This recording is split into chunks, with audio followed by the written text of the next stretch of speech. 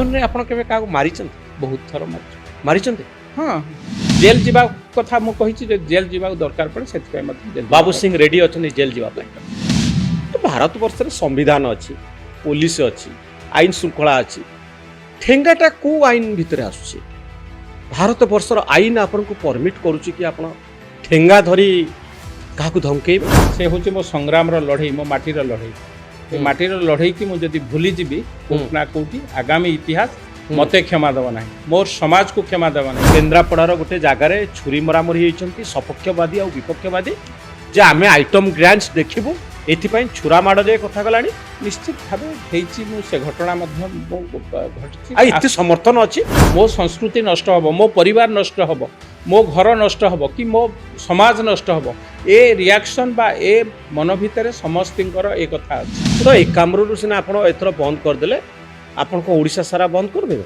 पुणी नग्न दृश्य देखै युव समाज को जो भली भाबे स्टेज ऊपर माने लागुची सती कि मो संस्कृति की किछि राक्षस खाइबा पई आसीचंती आमे ताकू एन्जॉय करू हम संस्कृति रे अश्लीलतार स्थान नाही आपण जो कथा कहले सेथिरे मध्य मो एकमत ता पछर जुक्ति को नहीं मो आइटम कथा कहनी मो अश्लीलता कथा कहि जो माने अश्लीलता प्रदर्शन करिवे आपण कोन कहबे जे यात्रा एमतिया करिवो से यात्रा कलाकार मु ठेंगा माड़ करिवि कारण एसु वार्ता समाज पई ठीक नाही वार्ता तो केवल तो आइटम डांस रे खराब होनी वार्ता बहु बाटर खराब बहु बाट अच्छी देखा पाएंगे आइटम डांस हाँ नहीं से कथार मध्य मो एकमत यात्रा होची समाज रो दर्पण आमे जहा यात्रा रे करछु आइदर से समाज रो उद्धृत होई के आसीची किंबा समाज पाई जाउची वार्ता होई के जाउची तेणु यात्राटा सीधा सड़क आम समाज उपर संपूर्ण भाव प्रभाव पड़े तो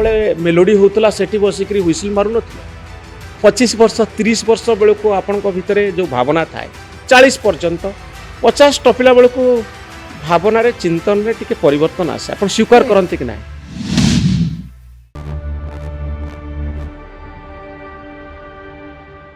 नमस्कार न्यूज रूम रो पॉडकास्ट लाइव 360 को मु मनोरंजन आपण मान को स्वागत करूछि लाइव 360 रे ओडिसा रो सेही सबु व्यक्तित्व मान को आमे स्थान देई थाउ जो मानकर जीवन को आपण जदि निरेखी देखिबे किछि नुआ वार्ता पाइबे नुआ जुक्ति पाइबे नुआ दर्शन पाइबे आपण राजी हुंतु बा न हुंतु किंतु गोटे दर्शन पछरे किछि जुक्ति थाए आओ ए जुक्ति को सुनिबा निहाती जरूरी लाइव 360 रो ए एपिसोड रे श्रीत बाबू सिंह मो सहित सामिल होउछंती एकाम्र रो विधायक ओडिसा रे 147 जन विधायक अछंती किंतु बाबू सिंह आजिर पॉडकास्ट रे जो जुक्ति देखौचंती सेथुरु आपण आकलन करि परिबे आजिर कार्यक्रम रे बाबू सिंह को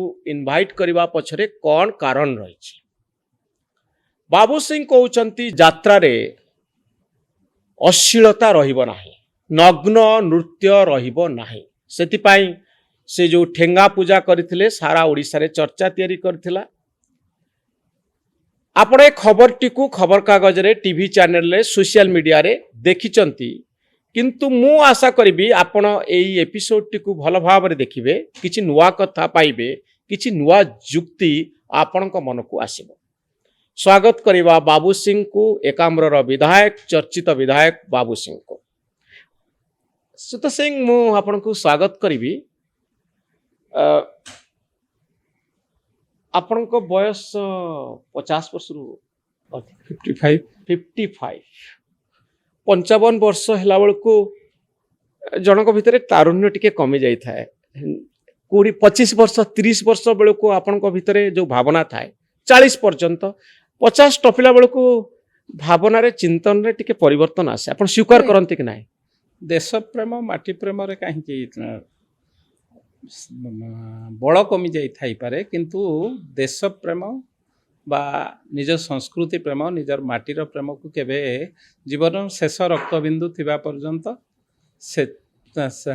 सेथि पई पूरा दम रे साहस अछि मुझे गोटे पर्सनल क्वेश्चन पचारिबी कारण श्रीयुत सिंह आपण आम सहित एते क्लोजली कनेक्टेड गोटे ପ୍ରଶ୍ନ ପଚାରିବି ଯେ ଆପଣ ତ ଜଣେ ଯୁବକ ଥିଲେ, କଲେଜରେ ନେତା ବନିଥିଲେ, ଆପଣ କ'ଣ ଝିଅମାନଙ୍କୁ କମେଣ୍ଟ କରୁନଥିଲେ ନା ଆପଣ କଲେଜର ଯେତେବେଳେ ମେଲୋଡି ହଉଥିଲା ସେଠି ବସିକିରି ହୁଇସିଲ ମାରୁନଥିଲେ? ନାଇଁ ମୋର ତ ସେମିତି ସୁଯୋଗ ଜୁଟିନି, ହଁ। କାହିଁକି ନା ମୁଁ +2 ଫାର୍ଷ୍ଟ ଇୟରରୁ ହଁ, ଛାତ୍ର ନେତା ହିସାବରେ +3 ଫାଇନାଲ ଇୟର କୋଉ ପର୍ଯ୍ୟନ୍ତ କଲେଜରେ ପଢୁଥିଲେ ଆପଣ? ଏକାମ୍ର କଲେଜ ହଁ। ମୁଁ ମାନେ ଏକାମ୍ର କଲେଜରେ ପ୍ରବଳ ଗଣ୍ଡଗୋଳ ହଉଥିଲା ସେତେବେଳେ, ହଁ, ଏବେ ଟିକେ ନିଶ୍ଚିତ। କମି ଯାଇଛି। ହଁ, ଗଣ୍ଡଗୋଳ ନିଶ୍ଚିତ ଭାବେ ଗଣ୍ଡଗୋଳର ସର୍ବାଗ୍ରରେ। ଆପଣ ହଁ। ମଣ୍ଡଳ କମିଶନ କଥା କୁହନ୍ତୁ, ମଣ୍ଡଳ କମିଶନ ବେଳେ ନାଇଁ, ଖବର କାଗଜରେ ଟିଭି ଚ୍ୟାନେଲରେ ଆମେ ସବୁବେଳେ ଦେଖୁଥିଲୁ ଏକାମ୍ର କଲେଜରେ ଡେସ୍କ ବେଞ୍ଚ ଭଙ୍ଗା ହବା ଆଉ ଅଧ୍ୟାପକଙ୍କୁ ମାଡ଼ ହବା, ଇଏ ଖବରଟା ଗୋଟେ ଅତି ସାଧାରଣ କଥା। ସାଧାରଣ କଥା ହଁ, ହଁ, ହେଇଯାଇଥିଲା ହଁ, ସେତେବେଳେ। ସେତେବେଳେ ଆପଣ ନେତା ଥିଲେ। ଆଜ୍ଞା ମୁଁ କହିଲି- ଝିଅ ମାନଙ୍କୁ କମେଣ୍ଟ ମାରୁଥିଲେ କି ନାହିଁ, ବା କମେଣ୍ଟ ମାରିଲା ବେଳେ ଆପଣ କିଛି ପ୍ରତିକ୍ରିୟା ପ୍ରକାଶ କରୁଥିଲେ କି ନାହିଁ? ନାଇଁ ମୁଁ କେବେ କମେଣ୍ଟ ମାନେ ମୁଁ ତ ଆପଣଙ୍କ ଚ୍ୟାନେଲରେ କହୁଛି ଯେତେବେଳେ ଦର୍ଶକ ଭାବି ମିଛ କହିଲେ, ମୋ ଜୀବନରେ ମୁଁ କେବେ ମାରି ନାହିଁ। ମୋ ସ୍କୋପ ନଥିଲା। ଜଣେ ଛାତ୍ର ନେତା ବା ଜଣେ ନେତୃତ୍ୱ ଦେଉଥିବା ବ୍ୟକ୍ତି କିଭଳି ଭାବେ ଖରାପ କାମ ବା ଏ କଥାକୁ କମେଣ୍ଟ କେମିତି କରିବ। ହଁ, ତେଣୁ ଆମେ ଯେତେବେଳେ କଲେଜକୁ ଗଲୁ ସେତେବେଳେ ସିଧାସଳଖ ଛାତ୍ର ରାଜନୀତିରେ ପଶିଲୁ। ତେଣୁ ଛାତ୍ର ହୁଅନ୍ତୁ ଛାତ୍ରୀ ହୁଅନ୍ତୁ ତାଙ୍କ ସାଙ୍ଗେ ସମ୍ପର୍କଟା ସୁସମ୍ପର୍କଟା ରହିବ, କାରଣ ପରବର୍ତ୍ତୀ ଅବସ୍ଥାରେ ଆମେ ତାଙ୍କୁ ଭୋଟ ମାଗିବୁ। ହଁ। ତେଣୁ କମେଣ୍ଟ କଥା ର ପ୍ରଶ୍ନ ନାହିଁ ଜୀବନରେ, ସେ କଥା ପିଲାମାନେ ତ କମେଣ୍ଟ, ମାନେ ମୁଁ କହିବାକୁ ଚାହୁଁଛି ଗୋଟେ ଯୁବ ସୁଲଭ ଚପଳତା ସବୁ ମଣିଷ ଭିତରେ ଥାଏ। ମନେ କରନ୍ତୁ 21 ବର୍ଷର 30 ବର୍ଷ ଭିତରେ ଆପଣ ଯୋଉ ଫିଲ୍ମ ଦେଖୁଥିଲେ, ଯୋଉ ଝିଅମାନଙ୍କ ସହିତ କଥା ହେବା ପାଇଁ ଚାହୁଁଥିଲେ, 40 ବର୍ଷ 50 ବର୍ଷ ହେଲା ବେଳକୁ ଆପଣଙ୍କର ଭାବଭଙ୍ଗୀ ଦୃଷ୍ଟିଭଙ୍ଗୀ ପରିବର୍ତ୍ତନ ଆସିଯିବ। ଅନ୍ତତଃ ଏତିକି ତ ସ୍ୱୀକାର କରିବେ। ସେଟା ତ ସେ ତାରୁଣ୍ୟ ଆପଣଙ୍କ ଭିତରେ ଥିଲା କି ନାହିଁ? ଆପଣ ସେତେବେଳେ ଆଇଟମ ଡ୍ୟାନ୍ସ ଦେଖିବାକୁ ଚାହୁଁଥିଲେ କି ନାହିଁ? ନାଇଁ, ମୋର ଆମ ବେଳେ ସେସବୁ ମୁଁ ଯେତେବେଳେ ଯାତ୍ରା ଦେଖିଥିଲି, କଲେଜ କୁହନ୍ତୁ up to college final year ଏବଂ ତାଠୁ 4-5 ବର୍ଷ ପର୍ଯ୍ୟନ୍ତ ମୁଁ ଯାତ୍ରା ଦେଖିଛି।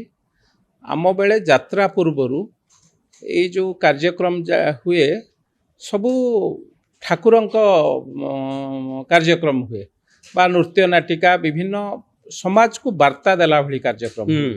ବିଭିନ୍ନ ଠାକୁରଙ୍କର ବିଭିନ୍ନ ନୃତ୍ୟ ହଉ କି ଐତିହାସିକ ଢଙ୍ଗରେ ବିଭିନ୍ନ ସମାଜକୁ ବାର୍ତ୍ତା ଦେଲା ଭଳିଆ ତାକୁ ନୃତ୍ୟ ଏଇ ଯୋଉ ଯାତ୍ରା କଥା କହୁଛ, ଯାତ୍ରାର ପୂର୍ବରୁ ହୁଏ, ହୁଁ। ଯୋଉଟାକୁ ଏବେ ଆଇଟମ ଡ୍ୟାନ୍ସ କହୁଛନ୍ତି। ସେତେବେଳେ ଆଇଟମ ଡ୍ୟାନ୍ସ ମାନେ ଆମେ ବୁଝୁଥିଲୁ ତା ମଝିରେ ପୂର୍ବରୁ- ତାକୁ କୁହାଯାଉଥିଲା ରେକର୍ଡ ଡ୍ୟାନ୍ସ। ହଁ, ସେ ରେକର୍ଡ ହୁଁ, ଡ୍ୟାନ୍ସ ହଉ, ହୁଁ। ମାନେ ଅଶ୍ଳୀଳତାକୁ ଆପଣ କଣ ନାଁ ଦେଇପାରନ୍ତି, ହଁ। ଅଶ୍ଳୀଳତା ଆଉ କଣ, ଅଶ୍ଳୀଳ। ଅଶ୍ଳୀଳ ନିଶ୍ଚିତ। ଆପଣଙ୍କ ବେଳେ ମୋଟେ ଫିଲ୍ମ ଆପଣ ଦେଖୁନଥିଲେ କିଛି ହିନ୍ଦୀ ହଁ, ଫିଲ୍ମ? ସିନେମା ଦେଖିଛୁ, ବହୁତ ସିନେମା ଏଇ ଦେଖିଛୁ। ଆଇଟମ ଡ୍ୟାନ୍ସ ବି ସେତେବେଳେ ଥିଲା। ହଁ, ଆଇଟମ ଡ୍ୟାନ୍ସ ବହୁ ଯୁଗରୁ ଅଛି। ଆଇଟମ ଡ୍ୟାନ୍ସଟାକୁ ମାନେ ଯୋଉ ପର୍ଯ୍ୟନ୍ତ ମୋ ପରିବାର ଦେଖିବା ପାଇଁ ସମ୍ଭବ, ହୁଁ। ମୁଁ ମୋ ପରିବାର, ମୋ ବାପା ମାଙ୍କ ସାଙ୍ଗେ ମୁଁ ଦେଖିବା ସମ୍ଭବ, ମୋ ପିଲାମାନଙ୍କ ସାଙ୍ଗେ ଦେଖିବା ସମ୍ଭବ, ମୋ ଭାଇ ଭଉଣୀଙ୍କ ସାଙ୍ଗେ ଦେଖିବା ସମ୍ଭବ, ତାକୁ ଦେଖି ହବ। ହୁଁ। ଏବଂ ସିନେମା କଥା କହିଲେ, ସିନେମା କଥାରେ ମୁଁ କାହିଁକି ଭିନ୍ନ ମତ। ସିନେମାଟା ହେଉଛି ଛବି ଏବଂ ସିନେମା ପାଇଁ ସିନେମା ସରିଲା ପରେ, ଏଡିଟିଂ ସରିଲା ପରେ ତାର ଗୋଟେ 4 ଜଣିଆ ଗ୍ରୁପ ଥାନ୍ତି, ତାକୁ ତାଙ୍କ ଆଗରେ ପ୍ରଦର୍ଶିତ ହୁଏ, ସେନ୍ସର ହୁଏ। Censor board. 4 ଜଣ ଦେଖିଲା ପରେ ତାକୁ ସମାଜ ଉପଯୋଗୀ କିମ୍ବା ସମାଜ ଅନୁପଯୋଗୀ ସେ କଥାକୁ ସେମାନେ କହିଥାନ୍ତି, ବା କୋଉଠି ଯଦି ଲାଗିଲା ନାହିଁ ସମାଜ ଉପଯୋଗୀ ଏ ବକ୍ତବ୍ୟ ନୁହଁ ବା ଏ ସିନ୍ ନୁହଁ, ସେମାନେ କଟ୍ ଟୁ ସାଇଜ ତାକୁ କାଟିଥାନ୍ତି। କିନ୍ତୁ ଯାତ୍ରାରେ ତ ସେ କଥା ନାହିଁ, ଯାତ୍ରା ପୁରା ଖୁଲମ ଖୋଲା ହେଇଯାଉଛି। ଯାତ୍ରାରେ ଡାଇରେକ୍ଟରଙ୍କର ଆଉ କଣ୍ଟ୍ରୋଲ ରହୁନି ଏ ଯୋଉ ନୃତ୍ୟ ଉପରେ। ନାଇଁ, ଲାଇଭ ଡ୍ୟାନ୍ସ ଆଉ ମୋବାଇଲରେ ବସିକିରି ଦେଖିବା, ପର୍ନୋଗ୍ରାଫି ଦେଖିବାରେ କ'ଣ ଡିଫରେନ୍ସ ଆପଣ ଦେଖୁଛନ୍ତି? ନାଇଁ, ମୋବାଇଲ ତ ଆମ ମୁଣ୍ଡ ଭିତରକୁ ପୁରାପୁରି କବ୍ଜା କରି ନେଉଛି। ସେ କଥା ଫେସବୁକ୍ ଦେଖନ୍ତୁ, ୟୁଟ୍ୟୁବ ଦେଖନ୍ତୁ, ମୋ ପାଖରେ 1000 ଅପସନ ଅଛି। ଯାତ୍ରା ତ ଆଉ ଗୋଟିଏ ଅପସନ। ତେଣୁ ହଁ। ଯଦି ମୁଁ ମୋବାଇଲରେ ବହୁ କଥା ଦେଖିପାରୁଛି, ତାହେଲେ ଯାତ୍ରା ପେଣ୍ଡାଲରେ ଦେଖିଲେ କ'ଣ ଅସୁବିଧା? ନାଇଁ, ଏ ନଗ୍ନତାକୁ ସବୁ ଜାଗାରେ ବନ୍ଦ ହେବା ଉଚିତ। ମୁଁ ଯାତ୍ରା କଥା ଏଇଥିପାଇଁ କହୁଛି, ସିନେମାଟା ମୋ କଣ୍ଟ୍ରୋଲରେ ନାହିଁ। ସିନେମାଟା ଧରନ୍ତୁ ଆମେ କହିବା ଯେ ଓଡ଼ିଆ ସିନେମା ନୁହଁ, ହିନ୍ଦୀ ସିନେମାରେ ଏ କଥା। ହିନ୍ଦୀ ସିନେମାଟା ମୋ କଣ୍ଟ୍ରୋଲରେ ନାହିଁ। କିନ୍ତୁ ଓଡ଼ିଆ ନାଚ ହଉ, ଯାତ୍ରା ହଉ ବା ଏଇ ଅପେରା ହଉ, ଇଏ ସବୁ ହେଉଛି ଆମ ସଂସ୍କୃତିର ଛାପ। ଆମ ସଂସ୍କୃତିକି ଦେଇକି ଯାହା ଆଜି ଆମେ ନାଟକରେ ଦେଖୁଛୁ, ଯାତ୍ରା ହେଉଛି ସମାଜର ଦର୍ପଣ। ଆମେ ଯାହା ଯାତ୍ରାରେ କରୁଛୁ, ଆଇଦର ସେ ସମାଜରୁ ଉଦ୍ଧୃତ ହେଇକି ଆସିଛି କିମ୍ବା ସମାଜ ପାଇଁ ଯାଉଛି, ବାର୍ତ୍ତା ହେଇକି ଯାଉଛି। ତ ତେଣୁ ଯାତ୍ରାଟା ସିଧାସଳଖ ଆମ ସମାଜ ଉପରେ ସମ୍ପୂର୍ଣ୍ଣ ଭାବେ ପ୍ରଭାବ ପଡ଼ିଥାଏ। ଆଉ କଣ ସମାଜ ଉପରେ କିଛି ପ୍ରଭାବ ପକଉନି? ନିଶ୍ଚିତ କେବଳ ଭାବେ। ଯାତ୍ରା ପ୍ରଭାବ ନାଇଁ ପକଉନି? ମୁଁ ଯାତ୍ରାର ଅଶ୍ଳୀଳତା କଥାଟା ହଁ। କହୁଛି। ତେଣୁ ତା ଅଶ୍ଳୀଳତା ହେବା ଦ୍ୱାରା ଯାତ୍ରା ସମାଜ ଉପରେ ଯେହେତୁ ଭଲ ପ୍ରଭାବ ପକାଏ ଏବଂ ଖରାପ ପ୍ରଭାବ ବି ମଧ୍ୟ ପକାଏ। ତେଣୁ ମୋ ସଂସ୍କୃତି କି ତା ଦେହରେ ଅପପ୍ରଚାର କରିବା, ମୋ ସଂସ୍କୃତି କି ସଂସ୍କୃତିର କେମିତି ଅପପ୍ରଚାର ହେଲା ବୋଲି ଭାବୁଛନ୍ତି ଆପଣ? ଦେଖନ୍ତୁ ଆଜ୍ଞା, ମୋ ସଂସ୍କୃତି ହେଉଛି ବିଶ୍ୱର ସର୍ବଶ୍ରେଷ୍ଠ ସଂସ୍କୃତି। ହୁଁ ମୋ ସଂସ୍କୃତି ହେଉଛି ଜଗନ୍ନାଥଙ୍କର ସଂସ୍କୃତି। ଏ ସଂସ୍କୃତି କି ପାଥେୟ କରି ଆମେ ବେଳେବେଳେ ମୁଁ ମଧ୍ୟ ବିଭିନ୍ନ ସଭା ସମିତିରେ କହେ, ମୋ ଠାକୁର ସିଏ ଯିଏ ଦାସିଆ ବାରୁଠୁ ନଡ଼ିଆ ହାତରେ ନିଏ। ମୋ ଠାକୁର ହେଉଛି ସିଏ ଯିଏ ବନ୍ଧୁ ମହାନ୍ତିଙ୍କ ଠାରୁ ଭୋଗ ଥାଳି ହାତରେ ନିଏ। ମୋ ଠାକୁର ହେଉଛି ସିଏ ଯିଏ ଭକ୍ତ ଶାଲକ କଥାରେ ରଥକୁ ବଡ଼ ଦାଣ୍ଡରେ ରଖିଦିଏ। ତେଣୁ ତା ସଂସ୍କୃତି ବିଶ୍ୱର ସର୍ବଶ୍ରେଷ୍ଠ ନାୟକ ଯିଏ ସିଏ ହେଉଛି ମୋ ଠାକୁର। ହୁଁ ସେ ଠାକୁରଙ୍କର ପ୍ରଚାର ପ୍ରସାର ପାଇଁ ଆଜିଠୁ ହଜାର ହଜାର ବର୍ଷ ପୂର୍ବରୁ, ଶହ ଶହ ବର୍ଷ ପୂର୍ବରୁ ଠାକୁର ଯେତେବେଳେ ବଡ଼ଦାଣ୍ଡକୁ ଆସୁଛନ୍ତି, ଓଡ଼ିଶାର ଅସ୍ମିତା କଥା କହିକି ସମସ୍ତଙ୍କୁ ଜାତି ପ୍ରେମ, ଜାତି ଧର୍ମ ବର୍ଣ୍ଣ ନିର୍ବିଶେଷରେ ସମସ୍ତଙ୍କୁ ଦର୍ଶନ ଦେଉଛନ୍ତି। ସେ ହେଉଛି ମୋର ସଂସ୍କୃତିର ସବୁଠାରୁ ବଡ଼ ଛାପ ବା ଅସ୍ମିତାର ବଡ଼ ଛାପ। ସେ ହେଉଛି ରଥଯାତ୍ରା। ଆଜି ରଥଯାତ୍ରାକୁ ନେଇକି ବିଶ୍ୱ ଦରବାରରେ ବିଭିନ୍ନ ଜାଗାରେ, ଆମେରିକା ହେଉ, କାନାଡ଼ା ହେଉ, ଇଂଲଣ୍ଡ ହେଉ, ଜର୍ମାନ ହେଉ, ବିଭିନ୍ନ ଜାଗାରେ ଜଗନ୍ନାଥ ସଂସ୍କୃତିକି ପ୍ରଚାର ପ୍ରସାର କରୁଛନ୍ତି। କାହିଁକି ପ୍ରଚାର ପ୍ରସାର କରୁଛନ୍ତି? ସେ ହେଉଛନ୍ତି ବିଶ୍ୱର ନିୟନ୍ତ୍ରକ। ଜଗନ୍ନାଥ ସଂସ୍କୃତି ସହିତ ଯାତ୍ରାର କଣ କଣ୍ଟ୍ରାଡିକ୍ସନ? ମୁଁ କହୁଛି ଏ ସଂସ୍କୃତିର ପ୍ରଚାର ପ୍ରସାର କରିବା ମୋର ଦାୟିତ୍ୱ। ମାନେ ଆପଣ କରୁନାହାନ୍ତି, କିନ୍ତୁ ଆଇଟମ ଗାର୍ଲ ମାନେ ଯୋଉମାନେ ରହିଲେ ସେମାନେ କହୁଛନ୍ତି ବାବୁ ସିଂ ସିଏ ତାଙ୍କର କରନ୍ତୁ, ତାଙ୍କର ଯୋଉମାନେ ଜଗନ୍ନାଥ ସଂସ୍କୃତିରେ ବିଶ୍ୱାସ କରୁଛନ୍ତି, ଯୋଉମାନେ ଆଧ୍ୟାତ୍ମିକତାରେ ବିଶ୍ୱାସ କରୁଛନ୍ତି, ତାଙ୍କୁ ତ ଆମେ କିଛି ଅସୁବିଧା କରୁନୁ। ଆମେ ଆମର ଗୋଟେ ଡ୍ୟାନ୍ସ କରିବୁ, ଆମେ ସେଥିରୁ ପେଟ ପୋଷୁଛୁ, ସିଏ ଆମକୁ ଠେଙ୍ଗାରେ ବାଡ଼େଇବା ପାଇଁ କାହିଁ ଧମକ ଦଉଛନ୍ତି? ନାଇଁ, ମୁଁ ଶୁଣନ୍ତୁ, ମୁଁ ପର୍ଟିକୁଲାର କାହାକୁ କହୁନାହିଁ ଯେ ତମକୁ ବାଡ଼େଇବି। ଯେଉଁମାନେ ମୋ ସଂସ୍କୃତି କି ଅପସଂସ୍କୃତି କରିବାକୁ ଚେଷ୍ଟା କରୁଛନ୍ତି, ଯେଉଁମାନେ ନଗ୍ନତା କରିକି ଏ ଯୁବ ସମାଜକୁ ପଥଭ୍ରଷ୍ଟ କରୁଛନ୍ତି, ଏ ଯୁବ ସମାଜକୁ ନଷ୍ଟଭ୍ରଷ୍ଟ କରିବା ପାଇଁ ଚାହୁଁଛନ୍ତି। ଯୁବ ସମାଜ କଣ କେବଳ ଯାତ୍ରା ଦ୍ୱାରା ନଷ୍ଟଭ୍ରଷ୍ଟ ହଉଛନ୍ତି? ଏଇଟା ଗୋଟେ ମାଧ୍ୟମ, ଏଇଟା ଗୋଟେ ବଡ଼ ମାଧ୍ୟମ। ଆଉ କୋଉ ମାଧ୍ୟମ ଥାଇପାରେ? ବହୁ ବାଟ ଅଛି ଦେଖିବା ପାଇଁ ଆଇଟମ ଡ୍ୟାନ୍ସ। ହଁ, ନାଇଁ, ସେ କଥାରେ ମଧ୍ୟ ମୁଁ ଏକମତ। ହଁ ବିଭିନ୍ନ ଚ୍ୟାନେଲ ହଉ, ବିଭିନ୍ନ ସିନେମା ହଉ, କିନ୍ତୁ ଓଡ଼ିଶା ସଂସ୍କୃତି ସାଙ୍ଗେ ଯେଉଁମାନେ ବନ୍ଧା ହେଇକି ଅଛନ୍ତି, ଓଡ଼ିଶା ସଂସ୍କୃତି ସାଙ୍ଗେ ଯେଉଁମାନେ ଯୋଡ଼ି ହେଇକି ଅଛନ୍ତି, ମୋ ଘରର ପିଲା, ମୋ ପରିବାର ଯାଇକି ସେଠି ଯାତ୍ରା ଦେଖିବ ଏବଂ ଯାତ୍ରାରେ କ'ଣ ବାର୍ତ୍ତା ଆଣିବ, ମୁଁ ଏଇ ସଂସ୍କୃତିର ନଷ୍ଟ ଚରିତ୍ର ବା ନଷ୍ଟ ସଂସ୍କୃତିକି ଦେଖିକି ବାର୍ତ୍ତା ଦେଲି। ଆଗାମୀ ପିଢ଼ି ଯେଉଁମାନଙ୍କୁ ନେଇକି ଆମେ ସ୍ୱପ୍ନ ଦେଖୁଛେ, ଆଜି ମୋତେ ପଚାରିଲେ ଆପଣ ବୟସ କେତେ, ମୁଁ 50 ପୁରି ଯାଇଥାଇପାରେ, କିନ୍ତୁ ମୁଁ ସ୍ୱପ୍ନ ଦେଖୁଛି ଆଜି ଯେଉଁମାନେ ଜନ୍ମ ହେଇଛନ୍ତି, ମୁଁ ସ୍ୱପ୍ନ ଦେଖୁଛି ଯେଉଁମାନଙ୍କୁ 5 ବର୍ଷ 10 ବର୍ଷ ହେଇଛି, ଯାହାଙ୍କ ଆଖିରେ ଆମେ ସ୍ୱପ୍ନ ଦେଖୁଛେ ମୋ ଓଡ଼ିଶା ଶ୍ରେଷ୍ଠ ହେବ, ଯାହାଙ୍କ ଆଖିରେ ଆମେ ସ୍ୱପ୍ନ ଦେଖୁଛେ ମୋ ଭାରତବର୍ଷ ବିକଶିତ ହେବ। ଆମେ ପ୍ରଧାନମନ୍ତ୍ରୀ ଘୋଷଣା କଲେଣି ଯେ 2047 ମସିହା ଭାରତ ବିଶ୍ୱର ଗୁରୁ ହେବ, ଏ ସଂସ୍କୃତି ବିଶ୍ୱର ଗୁରୁ ହେବ, ଏ ସଂସ୍କୃତି ନିଶ୍ଚିତ ଭାବେ ପୃଥିବୀର ସର୍ବଶ୍ରେଷ୍ଠ ସଂସ୍କୃତି ହେବ। ଥିଲା ଆଗରୁ, ଏବେ ମଧ୍ୟ ରହିଛି ମନ ଭିତରେ, ଆଗକୁ ମଧ୍ୟ ହେବ। ଯେଉଁମାନେ ତାର ବାର୍ତ୍ତାବହ ହେବ, ଯେଉଁମାନେ ଯାହା ସେ ସଂସ୍କୃତି କାନ୍ଧରେ ବୋଇବେ, ସେମାନେ ଯଦି ବାଟରେ ଖସି ଗଳି ପଡ଼ିବେ, କୋଉଠି ନା କୋଉଠି ମୋ ସଂସ୍କୃତି ଗଳିଯିବ। ତ ଆପଣ ମନେ କରନ୍ତୁ ଆଇଟମ ଡ୍ୟାନ୍ସକୁ ଅଟକେଇ ଦେଲେ। ଯାତ୍ରାରେ ତ ବହୁ ପ୍ରକାରର ବାର୍ତ୍ତା, ଖରାପ ବାର୍ତ୍ତା ଅଛି। ମନେ କରନ୍ତୁ ଏବେ ଗୋଟେ ଆସିଥିଲା ଖବର ଯେ ଗଞ୍ଜାମ ଜିଲ୍ଲାରେ ଗୋଟେ ଜାଗାରେ ଗୋଟେ ଜିଅନ୍ତା ଘୁଷୁରୀକୁ କାଟିଦେଲେ। ଯାତ୍ରାରେ ଲଭ୍, ରୋମାନ୍ସ, ଏକ୍ସଟ୍ରା ମାରିଟାଲ ଏ ସବୁ ବିଭିନ୍ନ ପର୍ଯ୍ୟାୟରେ ବିଭିନ୍ନ ଷ୍ଟୋରିରେ ଆସୁଛି। ଆପଣଙ୍କର ସେ ଷ୍ଟୋରି ଓଡ଼ିଆ ସଂସ୍କୃତି ସହିତ ମୋଟେ ଖାପ ଖାଇବନି। ଯୋଉ ଷ୍ଟୋରି ଆସୁଛି, ଆପଣ କ'ଣ କହିବେ ଯିଏ ଯାତ୍ରା ଏମିତିଆ କରିବ ସେ ଯାତ୍ରା କଳାକାରଙ୍କୁ ମୁଁ ଠେଙ୍ଗା ମାଡ଼ କରିବି? କାରଣ ଏସବୁ ବାର୍ତ୍ତା ସମାଜ ପାଇଁ ଠିକ ନାହିଁ। ବାର୍ତ୍ତାଟା କେବଳ ତ ଆଇଟମ ଡ୍ୟାନ୍ସରେ ଖରାପ ହଉନି, ବାର୍ତ୍ତା ବହୁ ବାଟରେ ଖରାପ ହଉଛି। ଆପଣ ଦେଖିବେ, ଆପଣ ତ ଦେଖିଥିଲେ ଗୋଟେ ଡ୍ରାମା ଯାତ୍ରା କହୁଥିଲେ, ହେ କୃଷ୍ଣ କ'ଣ ସେ ନାଁ ଦେଖିଥିଲେ ଆପଣ? ଏବେ ଯାଇଥିଲେ ଖଣ୍ଡଗିରି? ହଁ, ସେଥିରେ କ'ଣ ଆପଣ ଦେଖିଲେ ସବୁ ସଚ୍ଚା ଓଡ଼ିଆ କଥା ଅଛି ନା କିଛି ଭେଜାଲ ଜିନିଷ ଅଛି? ନାଇଁ, ମୁଁ ତ ଅଳ୍ପ ସମୟ ଦେଖିଛି, ମୁଁ ସେ କଥାକୁ ଯାଉଛି। ଯୋଉ କଥା ଆପଣ କହୁଛନ୍ତି ନିଶ୍ଚିତ ଭାବେ ବିଭିନ୍ନ ଦିଗରେ, ବିଭିନ୍ନ ପର୍ଯ୍ୟାୟରେ, ବିଭିନ୍ନ ଜାଗାରେ ମଧ୍ୟ ମୋ ସଂସ୍କୃତି ଅବକ୍ଷୟ ହେଇଛି। କିନ୍ତୁ ଏଇଟା ଗୋଟେ ଏଭଳି ଯାତ୍ରାରେ ଆପଣ ଆଇଟମ ଡ୍ୟାନ୍ସ କୁ କାହିଁକି ନାଇଁ ମୁଁ ଆଇଟମ target ଡ୍ୟାନ୍ସ କୁ କରୁଛନ୍ତି? ଆଦୌ ଟାର୍ଗେଟ କରୁନି, ମୁଁ ଅଶ୍ଳୀଳତାକୁ ଟାର୍ଗେଟ କରୁଛି। ଆଇଟମ ମାନେ ତ ନାଇଁ ଆଇଟମ ମାନେ ଅଶ୍ଳୀଳ ନୁହଁ, ଯୋଉମାନେ ପୁରା ଖୁଲମ ଖୁଲା। ହଁ ମୁଁ ଆପଣଙ୍କୁ ମୁଁ ଏଇ ଘୋଷଣା କଲା ପରେ ବା ଠେଙ୍ଗାର ଉପାଖ୍ୟାନ ଆସିଲା ପରେ ଆଇଟମ ଡ୍ୟାନ୍ସ ଯିଏ ହବ ସେ ପୁରାପୁରି ଆଇଟମ ଗାର୍ଲ ଯିଏ ସେ ପୁରାପୁରି ପ୍ୟାଣ୍ଟ ସାର୍ଟ ଭଲ ଭାବରେ ପିନ୍ଧିକିରି ଭଦ୍ର ବେଶରେ ଯିବନି। ସେ ଅଧା କାଟି ଅଧା ଡ୍ରେସ ପିନ୍ଧି ସେ ଯାଇକିରି ଯାତ୍ରା ପେଣ୍ଡାଲରେ ଡ୍ୟାନ୍ସ କରିବ। ତେଣୁ ଆପଣ ଯୋଉ ଗୋଟିଏ ପର୍ଟିକୁଲାର କହୁଛନ୍ତି ଯେ ଆଇଟମ ଡ୍ୟାନ୍ସର ମାନଙ୍କୁ ମୁଁ ବାଡ଼େଇବି ଠେଙ୍ଗାରେ, ଠେଙ୍ଗା ପୂଜା କରିଛନ୍ତି, ତା ପଛର ଯୁକ୍ତି କ'ଣ? ନାଇଁ ମୁଁ ଆଇଟମ କଥା କହୁନି, ମୁଁ ଅଶ୍ଳୀଳତା କଥା କହିଛି। ଅଶ୍ଳୀଳ। ଯୋଉମାନେ ଅଶ୍ଳୀଳତା ପ୍ରଦର୍ଶନ କରିବେ, ଆମେ ସେଠୁ କହିବେ ଯେ ନାଇଁ ଆମେ ଅଶ୍ଳୀଳତା ଯଦି ଯାତ୍ରା ମଝିରେ ହେଲା, ହଁ ମୁଁ ସେଇ କଥା କହୁଛି। ହଁ। ଯୋଉମାନେ ଅଶ୍ଳୀଳତା ପ୍ରଦର୍ଶନ କରିବେ, ଯାତ୍ରା ମଝିରେ ହଉ, ଯାତ୍ରା ପ୍ରାରମ୍ଭରୁ ହଉ, ଯାତ୍ରା ଶେଷରେ ହଉ, ଅଶ୍ଳୀଳତାକୁ ଆମେ ବିରୋଧ କରୁଛୁ। ଆମ ସଂସ୍କୃତିରେ ଅଶ୍ଳୀଳତାର ସ୍ଥାନ ନାହିଁ। ଆପଣ ଯୋଉ କଥା କହିଲେ ସେଥିରେ ମଧ୍ୟ ମୁଁ ଏକମତ। ଆଇଟମ ଡ୍ୟାନ୍ସରେ ବିଭିନ୍ନ ପ୍ରକାର ଛୋଟ ଡ୍ରେସ୍ ପିନ୍ଧିକି ମଧ୍ୟ କୋଉଠି କୋଉଠି ସମାଜକୁ ମଧ୍ୟ ଆପଣ ରାଜ କାପୁର ଙ୍କ ସିନେମା ମଧ୍ୟ ଦେଖିବେ, ତା ଦେହରେ ବିଭିନ୍ନ ମେସେଜ ମଧ୍ୟ ଯାଇଛି। ଆମେ ରାମ ଧରି ଗଙ୍ଗା ମେଲି କଥା ଅଶ୍ଳୀଳତା କଥା କହିପାରିବା ନାହିଁ। ସେତେବେଳେ ଆପଣଙ୍କ ମନେ ଥିବ 90s ରେ ଯୋଉ ଫିଲ୍ମ ଆସିଥିଲା, ହଁ ଆମେ ତାକୁ ଅଶ୍ଳୀଳତା କଥା କହିବା ନାହିଁ, ଯୋଉଠି ମେସେଜ ଯାଉଛି।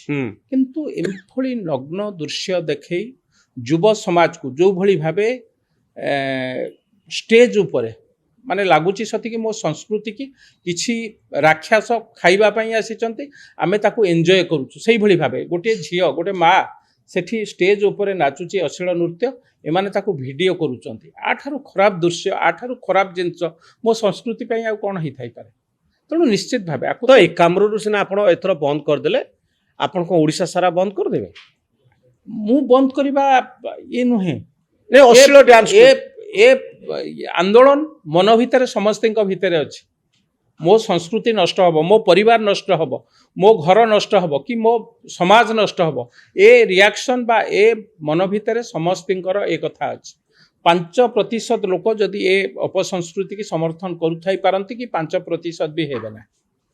ଆପଣ ପରା ଦେଖୁଛନ୍ତି କେନ୍ଦ୍ରାପଡ଼ାର ଗୋଟେ ଜାଗାରେ ଛୁରୀ ମରାମରି ହେଇଛନ୍ତି ସପକ୍ଷବାଦୀ ଆଉ ବିପକ୍ଷବାଦୀ, ଯେ ଆମେ ଆଇଟମ ଡ୍ୟାନ୍ସ ଦେଖିବୁ, ଏଥିପାଇଁ ଛୁରା ମାଡ଼ ଯାଏ କଥା ଗଲାଣି। ନିଶ୍ଚିତ ଭାବେ ହେଇଛି, ମୁଁ ସେ ଘଟଣା ମଧ୍ୟ ଘଟିଛି। ଏତେ ସମର୍ଥନ ଅଛି, ଆପଣଙ୍କର ବି ୟଙ୍ଗ ଫଲୋଅର ଥିବେ ନିଶ୍ଚିତ ଭାବରେ, ଯୋଉମାନେ ଆପଣଙ୍କ ପଛରେ ଜିନ୍ଦାବାଦ କରୁଥିବେ, ସେମାନେ ଚାହୁଁଥିବେ ଟିକେ ଆଇଟମ ଡ୍ୟାନ୍ସ ହଉ। ନା ଏଇଟା ଆପଣ ସିନା ବାବୁ ଭାଇ ସିନା ବଡ଼ ହେଇଯାଇଛନ୍ତି, ଆପଣଙ୍କ କର୍ମୀ ମାନେ କହୁଥିବେ ଭିତରେ ଭିତରେ ବାବୁ ଭାଇଙ୍କର ବୟସ ସିନା ବଢିଗଲାଣି, ଆମେ ଟୋକା ଅଛୁ, 30-35 ବର୍ଷର ଅଛୁ, ଆମେ ଟିକେ ଆଇଟମ ଡ୍ୟାନ୍ସ ଦେଖିବୁ। ନାଇଁ ସେମାନେ ପ୍ରଥମ ଥର ପାଇଁ 30 ବର୍ଷର ଯୁବକ ନୁହନ୍ତି। ହଁ, ୟା ପୂର୍ବରୁ ଏ ସଂସ୍କୃତି ହଜାର ହଜାର ବର୍ଷ ପୂର୍ବର। ମୁଁ ଆପଣଙ୍କୁ ସେତେବେଳେ ମଧ୍ୟ କହୁଥିଲି, ଆଜି ମଧ୍ୟ କହୁଛି, ଏ ସଂସ୍କୃତି ଯଦି ସେଦିନ ଏଇଠୁ 5 କିଲୋମିଟର ଦୂର ଧଉଳି ପାହାଡ଼କୁ ଯାଆନ୍ତୁ, ଆଜିଠୁ 2300 ବର୍ଷ ପୂର୍ବରୁ ଅଶୋକ ଆସିଥିଲେ ରାଜ୍ୟକୁ କବ୍ଜା କରିବା ପାଇଁ ବା ଏ ରାଜ୍ୟକୁ ନିଜ ଆୟତ୍ତରେ ନେବା ପାଇଁ, ଗୋଟିଏ ମା ପାଇଁ, ଗୋଟିଏ ଝିଅ ପାଇଁ କ'ଣ ଦରକାର ଥିଲା? 100 ନୁହେଁ କି 1000 ନୁହେଁ, ଲକ୍ଷେ ଯୁବକ ସେଦିନ ନିଜ ପ୍ରାଣକୁ ଉତ୍ସର୍ଗୀକୃତ କରିଥିଲେ ଗୋଟିଏ ମା ପାଇଁ। ଦୟାର ନଦୀ ଲୋହିତ ବର୍ଣ୍ଣ ଧାରଣ କରିଥିଲା। ସେମାନେ କହିଥାନ୍ତେ ଗୋଟିଏ ଝିଅକୁ ନେଇଯା, ଆମେ କ'ଣ ଅଛି, ସେ ହେଉଛି ମୋ ସଂଗ୍ରାମର ଲଢ଼େଇ, ମୋ ମାଟିର ଲଢ଼େଇ। ଏ ମାଟିର ଲଢ଼େଇକି ମୁଁ ଯଦି ଭୁଲିଯିବି, କୋଉଠି ନା କୋଉଠି ଆଗାମୀ ଇତିହାସ ମତେ କ୍ଷମା ଦେବ ନାହିଁ, ମୋର ସମାଜକୁ କ୍ଷମା ଦେବ ନାହିଁ। ଯୋଉମାନେ ଆମେ ଏବେ ଏଇ ସମାଜରେ ଆଜି ଯୋଉମାନଙ୍କୁ 30 ବର୍ଷ ହେଇଛି, ତା ପୂର୍ବରୁ ବହୁତ ଲୋକଙ୍କୁ 30 ବା 40 ବର୍ଷ ବା 20ରୁ 35 ବର୍ଷ ହେଇଥିବ, ଯୋଉମାନେ ଯୁବ ସୁଲଭ ଢଙ୍ଗରେ ଗତି କରିଛନ୍ତି, ଯୁବ ସୁଲଭ କଥାକୁ ନେଇକି ଆଗକୁ ଯାଇଛନ୍ତି। ଆମେ ଯଦି ସମସ୍ତେ କହିବା ଯେ ମୋର ଯୌବନ ବୟସ, ମୁଁ ଯାହା ଚାହିଁବି ସେଇଆ କରିବି, କୋଉଠି ନା କୋଉଠି ଏ କଥାରେ ଭବିଷ୍ୟତ ଚାହିଁକି ବସିଛି, ଇତିହାସ ଲେଖା ହେବ।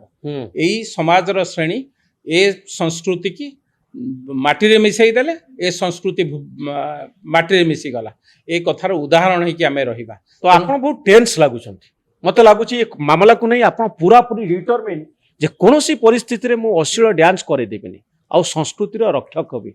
ଏଇଠି ଗୋଟେ ପ୍ରଶ୍ନ ଆସୁଛି, ଭାରତ ବର୍ଷରେ ସମ୍ବିଧାନ ଅଛି, ପୋଲିସ ଅଛି, ଆଇନ ଶୃଙ୍ଖଳା ଅଛି, ଠେଙ୍ଗାଟା କୋଉ ଆଇନ ଭିତରେ ଆସୁଛି? ଭାରତ ବର୍ଷର ଆଇନ ଆପଣଙ୍କୁ ପରମିଟ୍ କରୁଛି କି ଆପଣ ଠେଙ୍ଗା ଧରି କାହାକୁ ଧମକେଇବେ? ନାଇଁ ଦେଖନ୍ତୁ, 2-3ଟି କଥା ଆଧରେ ଆପଣ ଯେଉଁ କଥା କହିଲେ, 2-3ଟି କଥାର ଏକ୍ଜାମ୍ପଲ ମୁଁ ଆପଣଙ୍କୁ ଦେବି। ଆଇନ ପରିସର କଥାକୁ ଯଦି ଆପଣ ହିସାବକୁ ନେବେ, ମୁଁ କୌଣସି ଆଇନ ବା ଆମେ ଆଇନ କି ହାତକୁ ନେବାର କଥା କହିନି। ମୋ ସଂସ୍କୃତି ବିରୁଦ୍ଧରେ ଯେଉଁମାନେ ଅପସଂସ୍କୃତି କରିବେ ତା ବିରୁଦ୍ଧରେ ଆମେ ସ୍ୱର ଉତ୍ତୋଳନ କରିବୁ।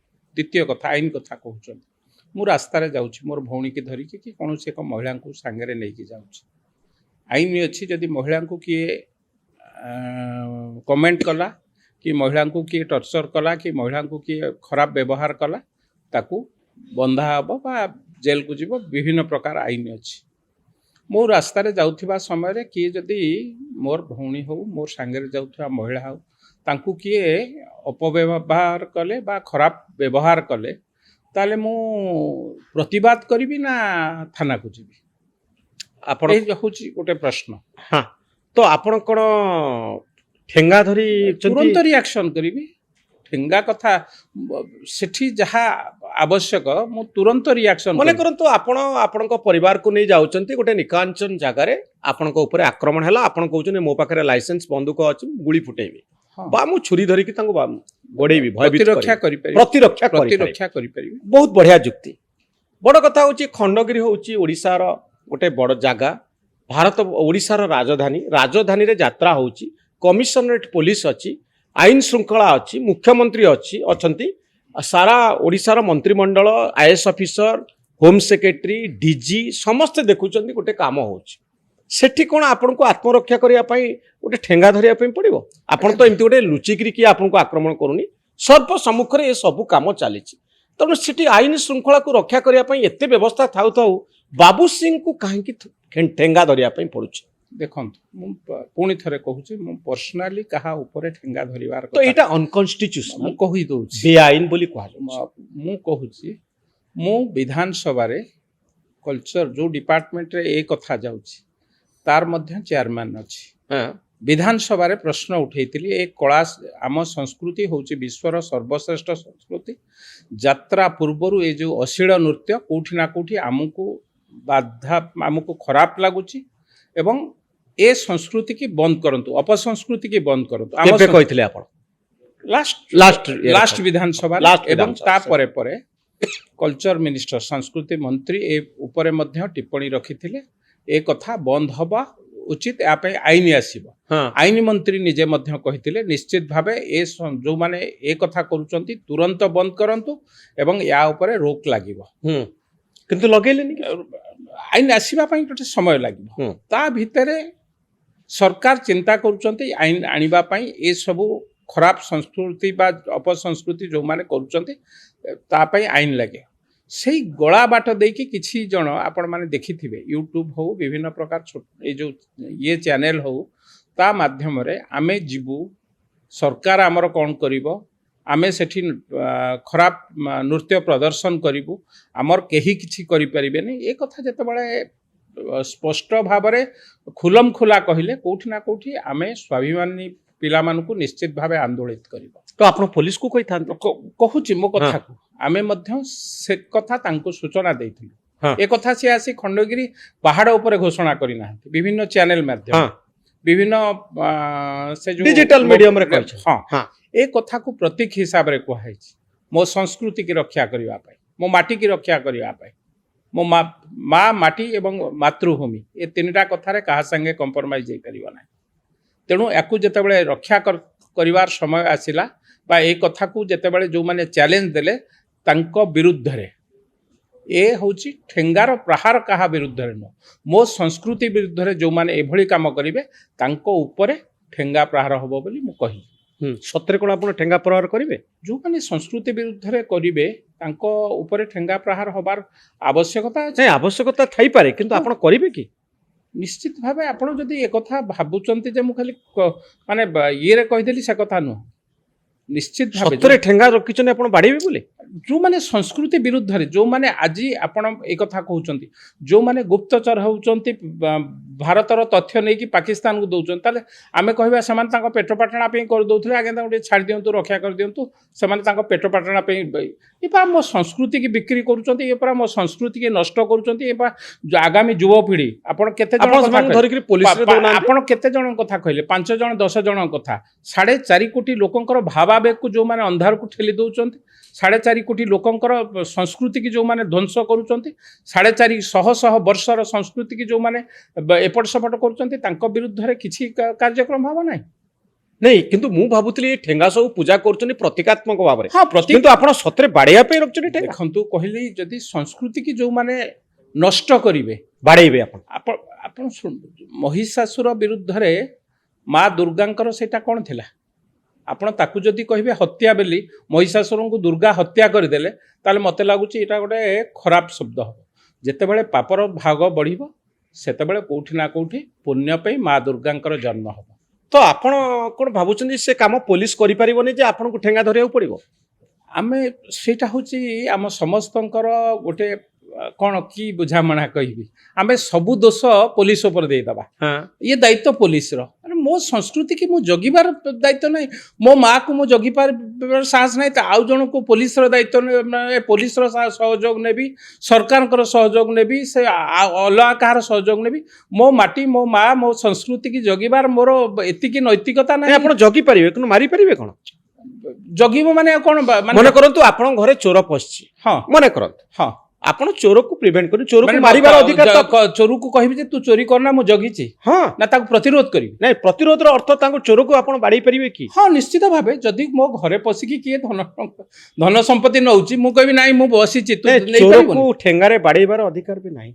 आज्ञा शुणंतु कहा दंड दबार अधिकार नाही प्रिवेंट करि परिबे हाँ प्रतिरक्षा मु कहू प्रतिरक्षा प्रतिरक्षाटा केतेबेले को हिसाब रे धरा जाई थाई पारे प्रभु रामचंद्र रावण को हत्या कले ना पापर नाश कले कहंतु हत्या कले हत्याटा पापर नाश पाई ना समाज मंगल पाई ना ताकू जानी सुनी हत्या कले तांको विरुद्ध रे 302 लागिवो बोली देखो सेतबळ कथा मु सेतबळे तो हमर इंटरनेशनल लॉ नथिला आईपीसी नथिला नहीं लॉ आज्ञा लॉ न थाई पारे किंतु जुगत समान ना प्रभु वर्तमान समय फांसी दिया होची मने करंतु सेतेबेले भी फांसी थिला सेतेबेले भी मृत्युदंड थिला फांसी की किंतु भारत वर्षर सर्वोच्च कोर्ट कंफर्म करूची भारत वर्षर राष्ट्रपति क्षमा दउ नाहंती जाकू से को फांसी दिया होची किंतु आपण भावंतु सेटा होची राष्ट्रर स्वीकृति बोली धरि निया जाउची सेटा आईनगत उपाय रे बहु बाटरे जन को दंड दिया जाउची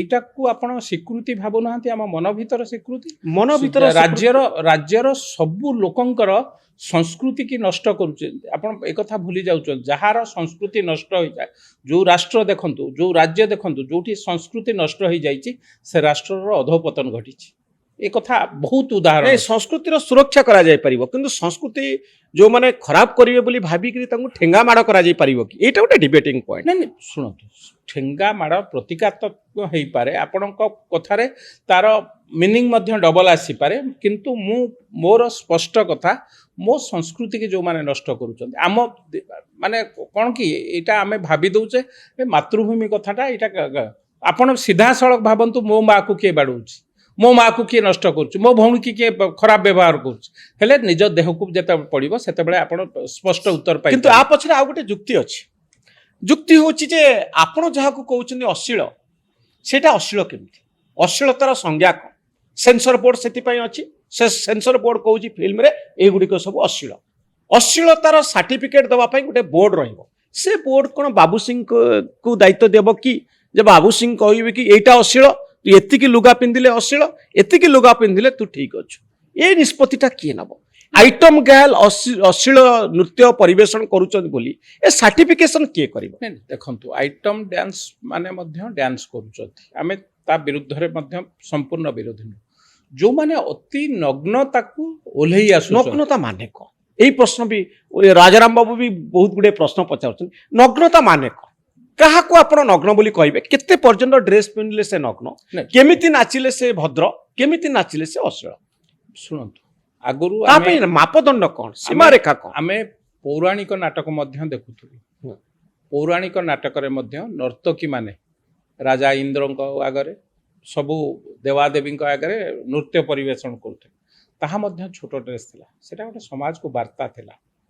ଏଭଳି ନୃତ୍ୟ ମାନେ ମହର୍ଷି ଋଷିମାନଙ୍କ ଯେତେବେଳେ ତପସ୍ୟା କରନ୍ତି, ଋଷିମାନଙ୍କ ତପସ୍ୟାକୁ ତପସ୍ୟାକୁ ବି ଭଙ୍ଗ କରନ୍ତି। ହଁ ସେଟା ଗୋଟେ ପ୍ରତୀକାତ୍ମକ ଥିଲା। କୋଉ ପର୍ଯ୍ୟନ୍ତ ଏମାନେ ଯୋଉଭଳି ଭାବେ ଯାତ୍ରା ପେଣ୍ଡାଲ ଉପରେ କରୁଛନ୍ତି, ସର୍ବସମ୍ମୁଖରେ ଯାତ୍ରା ପେଣ୍ଡାଲ ଆଗରେ କରୁଛନ୍ତି। ଯଦି ଆପଣ କହିବେ ଅଫ୍ ଦ କ୍ୟାମେରା, ମୁଁ ଆପଣଙ୍କୁ ଏ ଠେଙ୍ଗା ଉପାଖ୍ୟାନ ପରେ ବହୁତ ଯୁବକ ବହୁତ ଯୁବତୀ ମୋ ପାଖକୁ ଫଟୋ ପଠେଇଛନ୍ତି, ଯାହା ଫଟୋ ଭିଡ଼ିଓ ପଠେଇଛନ୍ତି, ଯାହା ଦେଖିବା ମୋ ପକ୍ଷେ ସମ୍ଭବ ନୁହଁ, ଆପଣ ଦେଖେଇବା ମଧ୍ୟ ସମ୍ଭବ ନୁହେଁ। ଏଭଳି ଯୋଉଥିରେ ମୁଁ ମୋ ପରିବାର ସହିତ ଆମେ ଯାତ୍ରା କ'ଣ କହୁଛେ, ଯାତ୍ରା ହେଉଛି ସବୁଠାରୁ ବଡ଼ ଏଣ୍ଟରଟେନମେଣ୍ଟ ବା ବଡ଼ ସାଂସ୍କୃତିକ ଅନୁଷ୍ଠାନ ସମାଜକୁ ବାର୍ତ୍ତା ଦେବା ପାଇଁ। ତାହେଲେ ସମାଜକୁ ବାର୍ତ୍ତା କ'ଣ ଏଇଆ ହେବ? ସମାଜ ପାଇଁ ବାର୍ତ୍ତା କ'ଣ ଏଇଆ ହେବ? ଆମ ନଗ୍ନତା ହେଉଛି ଆମ ସମାଜ ପାଇଁ ବାର୍ତ୍ତା। ଠିକ ହେଇପାରେ, କିନ୍ତୁ ଆପଣ ତ ଗୋଟେ ସାର୍ଟିଫିକେସନ କରିବେ ନା, ଆପଣ କହିବେ ନା ଇଏ ହେଉଛି ପ୍ରକୃତରେ ନଗ୍ନତା ପ୍ରଦର୍ଶନ କରୁଛି। ସେଥିପାଇଁ ଯେମିତି ସେନ୍ସର ବୋର୍ଡ ଅଛି, ବାବୁ ସିଂ କାହିଁକି ଡିମାଣ୍ଡ କରୁନାହାନ୍ତି ଯେ ଯାତ୍ରାରେ ଗୋଟେ ସେନ୍ସର ବୋର୍ଡ ହଉ? ସେନ୍ସର ବୋର୍ଡ ଯଦି ପାସ୍ କରିବ ଏମିତି ଡ୍ୟାନ୍ସ କରିବା ପାଇଁ, ତାହେଲେ ସେମାନେ ନାଚିପାରିବେ। ଯେଉଁମାନେ ସେନ୍ସର ବୋର୍ଡର କଥା ନ ମାନିବେ ସେମାନଙ୍କୁ ଦଣ୍ଡିତ କରାଯିବ, ସେମାନଙ୍କୁ ଯାତ୍ରାକୁ ବ୍ୟାନ୍ କରିଦିଆଯିବ। କିନ୍ତୁ ସେଥିପାଇଁ ତ ଗୋଟେ କମିଟି ରହିବ, ଗୋଟେ ବୋର୍ଡ ରହିବ, ଗୋଟେ ସାର୍ଟିଫିକେସନ ପ୍ରୋସେସ ରହିବ। ଜଣକ ହୁଇମ୍ରେ ଆପଣଙ୍କୁ ଯୋଉଟା ନଗ୍ନ ଲାଗୁଛି, ହୁଏତ ମୋତେ ସେଇଟା ନଗ୍ନ ନ ଲାଗିପାରେ। ଯେତିକି ପର୍ଯ୍ୟନ୍ତ ଡ୍ରେସ୍ ଆପଣଙ୍କୁ ଖରାପ ଲାଗୁଛି, ହୁଏତ ମୋତେ ଖରାପ ନ ଲାଗିପାରେ। ତେଣୁ ସେଥିପାଇଁ ଗୋଟେ ଲିଗାଲି କନଷ୍ଟିଚ୍ୟୁଟେଡ୍ ବଡିର ଆବଶ୍ୟକତା ଅଛି କି ନାହିଁ ସେନ୍ସର ବୋର୍ଡ ଯାତ୍ରା ପାର୍ଟି ପାଇଁ? ଯାତ୍ରା ତ ଆଜିକାଲିର ନୁହଁ ନା, ଯାତ୍ରା ହେଉଛି ଶହ ଶହ ବର୍ଷ ତଳ।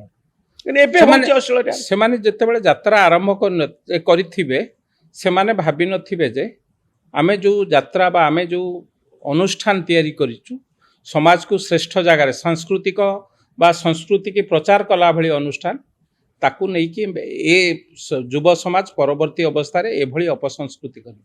ଯେଉଁମାନେ ଶହ ଶହ ଠିକ ଅଛି, ଆପଣଙ୍କ କଥା ଅନୁସାରେ ଖରାପ ହେଇଛି, ପରିବର୍ତ୍ତନ ହେଇଛି, ମୁଁ ସବୁଥିରେ ଏକମତ। କିନ୍ତୁ କେମିତି କହିବା ଯେ ସତରେ ଖରାପ ହେଇଛି? କେମିତି କହିବା ଯେ ଆପଣ କହିଦେଲେ ମୁଁ କହିଦେଲେ ତ ହବନି। ଗୋଟେ ଆଇନଗତ ଫ୍ରେମୱାର୍କ ରହିବ, ଗୋଟେ ସେନ୍ସର ବୋର୍ଡ ରହିବ, କୁହାଯିବ ଯେ ସତରେ ଇଏ ନଗ୍ନ ହଉଛି ବୋଲି। ସେଥିପାଇଁ କ'ଣ ରହିବା ଦରକାର ମେକାନିଜିମ୍ ସମ୍ପର୍କରେ କେବେ ଆପଣ ଭାବିଛନ୍ତି କି? ନାଇଁ, ନିଶ୍ଚିତ ଭାବେ ଏ କଥା ତ ଶୁଣନ୍ତୁ, ଚୋର ଅନୁସାରେ ପୋଲିସ, ଆପଣ ଚୋର ଅନୁସାରେ ପୋଲିସ। ହଁ, ଆପଣ ଥାନା ଭୁବନେଶ୍ୱରରେ 5-6ଟି ଥିଲା, ଏବେ ଏରିଆ ବଢିଛି। ଲୋକ କୋଉଠି ଚୋରି କଲେଣି, କୋଉଠି ତସ୍କରୀ କଲେଣି, କାହା ଘରେ ପଶିଗଲେଣି, ସୁନା ରୂପା ନେଇଗଲେଣି। ସେଠୁ ନିଶ୍ଚିତ ଭାବେ ତାଙ୍କ ଏରିଆକୁ ଛୋଟ କରାଯାଉଛି। ଇଏ ଯେଉଁମାନେ ଯାତ୍ରା କରିଥିଲେ ସେମାନେ ଭାବିନଥିବେ, ବୈଷ୍ଣବ ପାଣି କେବେ ଭାବିନଥିବେ ଯେ ମୁଁ ଯେଉଁ ଜିନିଷ ତିଆରି କରୁଛି ତାକୁ ଯୁବ ସମାଜ ନେଇକି ପରବର୍ତ୍ତୀ ସମୟରେ ପ୍ରହସନରେ ପରିଣତ କରିବ, ମୋ ସଂସ୍କୃତିକି ବିକିବ। ସିଏ ଭାବିଥିବେ ମୋ ସଂସ୍କୃତିକି ପ୍ରଚାର ପ୍ରସାର, ସଂସ୍କୃତିର ପରିବର୍ତ୍ତନ ହୁଏ କି ନାହିଁ, ସଂସ୍କୃତିର ଇଭଲ୍ଭ କରେ କି ନାହିଁ, ଏଇଭଳି ପରିବର୍ତ୍ତନ ଯଦି ଯେମିତି କରୁଥିଲେ ଆଜିର ଦିନରେ କ'ଣ ସେଇଆ ରହିବ? ପରିବର୍ତ୍ତନ ହବା ଦରକାର। ପରିବର୍ତ୍ତନ ସେତେବେଳେ ଲୋକ ଠେଙ୍ଗାରେ ବାଡ଼ଉଥିଲେ, ଆମେ ଯାତ୍ରାରେ ବନ୍ଧୁକ ଦେଖଉଛୁ। ସମାଜ ପରିବର୍ତ୍ତନ ସହିତ କିନ୍ତୁ ନଗ୍ନତାଟାକୁ କେମିତି ଆମେ ଆଣିକି ଦେଖେଇବୁ ସମାଜର ଦର୍ପଣରେ?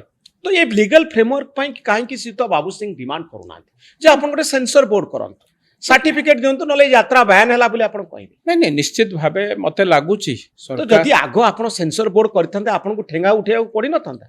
କିଏ କାହିଁକି ଏ କଥାକୁ ଭାବିବ ଯେ ଏଇଭଳି ଭାବେ ଏ କାର୍ଯ୍ୟକ୍ରମ ହବ? ତେଣୁ ଯଦି ଆପଣ କହିବେ ଯେ ବୈଷ୍ଣବ ପାଣି କଲାବେଳେ ଆପଣ ଯେଉଁ ନୃତ୍ୟ ନାଟିକା ଆରମ୍ଭ କଲେ, ଆପଣ କାହିଁକି ଏଗୁଡ଼ା ତିଆରି କରିନଥିଲେ? ସେତେବେଳେ ଆବଶ୍ୟକତା ନଥିଲା। ଏବେ ଆବଶ୍ୟକତା, ହଁ ଏବେ ଆବଶ୍ୟକତା ହେଲାଣି। ଲୋକମାନେ ମଧ୍ୟ ଦେଖନ୍ତୁ, ଆପଣ ନେଗେଟିଭ କଥା କହିଲେ କୋଉଠି କେନ୍ଦ୍ରାପଡ଼ାରେ ସପୋର୍ଟରେ ବାହାରିଲେ, ତାଙ୍କ ବିପକ୍ଷରେ ବି ବାହାରିଲେ, ବିପକ୍ଷରେ ଆଜି ପର୍ଯ୍ୟନ୍ତ ବାହାରୁ ନଥିଲେ। ଏ ଠେଙ୍ଗାର ପ୍ରଭାବ, ହଁ, ସପକ୍ଷରେ ଯେଉଁ କଥା କହୁଛନ୍ତି ବିପକ୍ଷରେ ବାହାରିଲେ।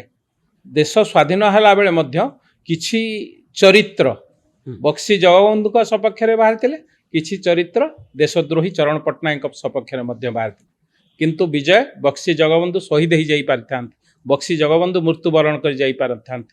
ଆଗାମୀ ପିଢ଼ି ବକ୍ସି ଜଗବନ୍ଧୁକୁ ଗୋଟିଏ ହିରୋ ଭାବରେ ମାନୁଛି, ଦେଶଦ୍ରୋହୀ ଚରଣ ପଟ୍ଟନାୟକଙ୍କୁ ଗୋଟେ ଦେଶର ଦ୍ରୋହୀ ଭାବେ ମାନୁଛି। जो पीढ़ी ए कथा को प्रचार प्रसार करिवे जो माने नग्नता को प्रश्रय दबा पाई तांको सपक्ष रे बाहरिवे कोठी ना कोठी आगामी पीढ़ी तांको परिवार से युद्ध आरंभ हो तांको परिवार लोक तांको परवर्ती पीढ़ी तांको दोष देवे हे बापा हे दादा हे मामू आपण मानक जोगु ए राज्यर संस्कृति नष्ट होइछि आपण माने सेही व्यक्तित्व जो माने ए संस्कृति के नष्ट करिवा पई जन्म होइचंती आपण होचंती सेही कलंकित चेहरा जहा पई आम परिवार आज से दंड भोगुछि। तो आपण जो केन्द्रापड़ा निशा महाराण को डांस बेले छुरामाड़ है हेटा आपण ठेंगार प्रहार जो किसी लोक बाहरी प्रतिरोध कर भावुं ना मो आज्ञा शुणु मु कहली ठेंगा प्रहार गोटे प्रतीक हो पारे मु कौन व्यक्ति विशेष उद्देश्य जो मैंने एभली कार्य करुचंती से माने मोर भौणी बा ए माटीर झियो तांको विरुद्ध रे मोर किछि कहिबार नाही एभली कार्यक्रम करंतु नाही एभली प्रदर्शन करंतु नाही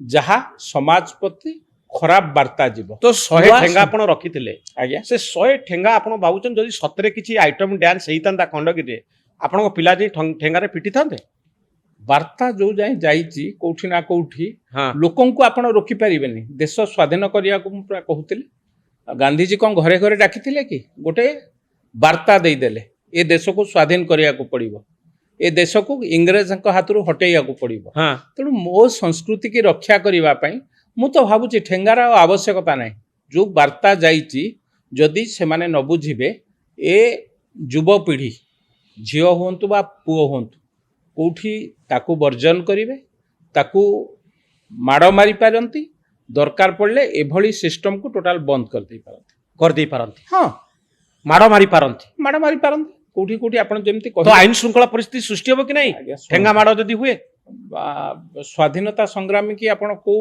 ये रे देखिबे तो स्वाधीनता संग्राम जहा यात्रा रे आइटम गाल संस्कृति विरुद्ध रे जो माने एटा ये गोटे अनादर बा आउ गोटे संग्राम मो संस्कृति विरुद्ध रे से तो मो देश विरुद्ध रे जो माने लड़ई करते एटा मो संस्कृति विरुद्ध रे ये गोटे स्वाधीनता संग्राम निश्चित भावे ये गोटे स्वाधीनता आपण भाबु ना कि आमे से दिन इंग्रेज माने आस्तिले एठी व्यापार वाणिज्य करिया किए भाबिथला ए देश को शासन कर दबो 100 वर्ष पूर्व अधिक 100 वर्ष पर अधिका शासन कले देश आज आम भावुचे कौन से तो देखा दि चार्टा झील से देखा कहीं मैंने गोटे पार्टी ये पूरा उई भाया आम संस्कृति की खाईजे आपण मैंने बुझीपार जो संस्कृति क्षय होती समाज बा से राष्ट्र सबकिछि नष्ट हो जाए आमको बंचे पड़ो आमको रक्षा करा पड़ो जो मूल्य दवाक पड़ो जहाँ मूल्य दवाक पड़ो ठेंगा माड़ दवाक हेले भी दवा ठेंगा माड़ तो गोटे सर्वनिम्न कथा मुझे कहली जहाँ करा पड़ो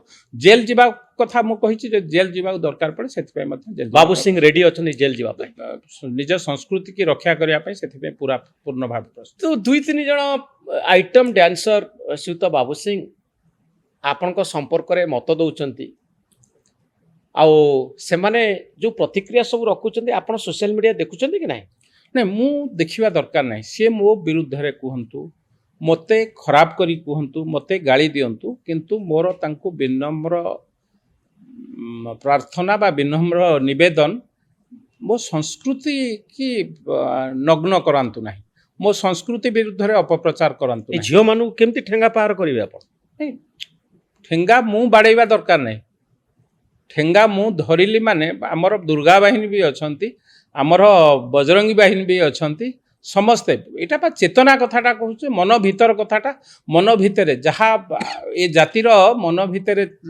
अच्छी जे लड़िया पाई लड़िया शक्ति आपण भूली जाउचंती बोधे ए जाति बा ए माटीरू सृष्टि होइतला स्वाधीनता संग्राम प्रथम आंदोलन इतिहास बही 1857 होई पारे किंतु तार यथेष्ट पूर्वर पाइक विद्रोह आरंभ करथिला मंजी पोती स्वाधीनता संग्राम से दिन जदि बक्सी जगबंधु कहते मोर कौन दरकार ये माटी सी सेठी बिजनेस करुँच कि नहीं जाऊँ मो घर द्वार तो बिक्री करना मु कहीं लड़ई करी आज ये जाति बा ये माटी स्वाधीन ही न था तेणु आमको करने को पड़ो जहाँ हेले भी जितेबाला जाति उपरे आसी कथा जितेबाला संस्कृति उपरे आसी जितेबाला माटी उपरे आसी आपण ये करूना बाजी राउत कहीं से डंगारे पारी कर दे था नईटा कौन तार असुविधा होता 12 वर्षर बालक आम गोटे माइल खुंट साजिकी गला जीवन को शहीद करदेला ता जीवन लंबा बयस थिला ता जीवन रे सबु किछि एंजॉय उपभोग करि पार थांता निजको जलांजलि देला इंग्रेज को पाखरे निज छाती रे गुली खाई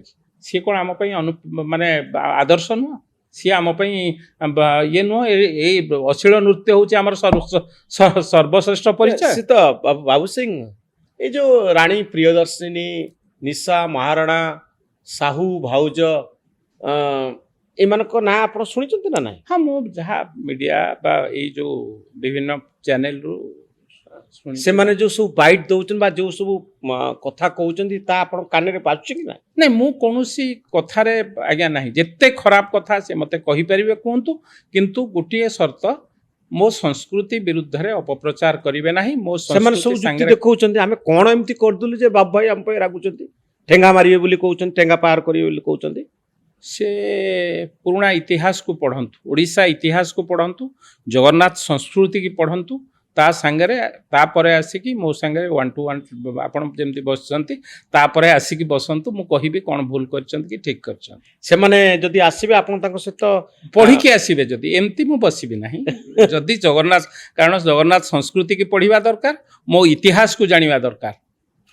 ତ ଆପଣ କହୁଛନ୍ତି ରାଣୀ ପ୍ରିୟଦର୍ଶିନୀ, ସାହୁ ଭାଉଜ, ନିଶା ମହାରଣା ଏମାନେ ସବୁ ଇତିହାସ ପଢ଼ି ଜଗନ୍ନାଥ ସଂସ୍କୃତି ପଢ଼ିକିରି ଆସିଲେ ଆପଣଙ୍କ ସହିତ, ଆପଣ ତାଙ୍କ ସହିତ ଆଲୋଚନା କରିବା ପାଇଁ ପ୍ରସ୍ତୁତ? ନିଶ୍ଚିତ ଭାବେ, କାହିଁକି ସେମାନେ ତ ଏଇ ମାଟିର ଝିଅ ନା, ମୋରି ଭଉଣୀ।